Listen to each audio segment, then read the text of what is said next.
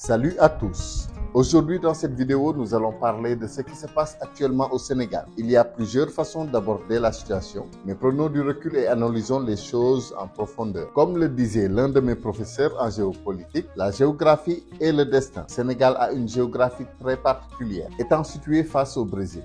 C'est pourquoi il a été une plateforme majeure dans la traite négrière pendant le commerce triangulaire. Le Sénégal comptait également des comptoirs portugais, dont le Rio Fresco, qui est devenu Rufisque, un haut lieu de la culture de l'arachide qui a joué un rôle important dans l'histoire coloniale du pays. Pour comprendre la situation actuelle du Sénégal, remontons dans le temps. Comme le disait un responsable du Parti communiste chinois lorsqu'on lui demandait son avis sur l'impact de la Révolution française, c'est encore trop tôt pour l'évaluer, c'est encore trop tôt pour la comprendre, disait-il. Donc, pour comprendre le Sénégal, peut-être devrons-nous remonter encore plus loin. Par exemple, au traité de Tordesillas. À cette époque, les puissances européennes, en particulier l'Espagne et le Portugal, ont divisé le monde en deux avec l'accord du pape. Ainsi, le Sénégal a connu des comptoirs portugais.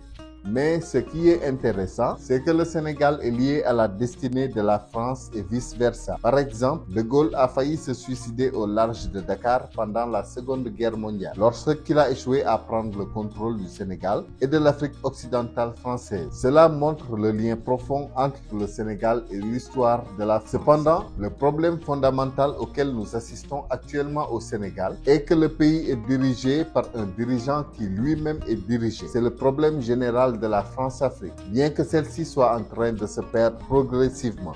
Le Mali, par exemple, s'est ouvertement rebellé contre la France-Afrique et s'est rapproché de la Russie, ce qui pose un problème géopolitique pour la France. En ce qui concerne Macky Sall, le président actuel du Sénégal, il a été formé en France à l'Institut français du pétrole. Il est perçu comme un mini-Macron, ce qui est typique des dirigeants dirigés. Cependant, il ne peut pas avouer à son peuple qu'il est dirigé, surtout lorsque d'autres pays africains s'éloignent de l'influence occidentale. Les dirigeants dirigés sont fermes envers leur peuple et ne peuvent pas admettre leur faiblesse sur la scène internationale. De plus, les confréries soufis jouent un rôle essentiel au Sénégal. Elles peuvent faire ou défaire les présidents. Il y a deux confréries particulièrement puissantes, la Mouridia et la Tijaniya.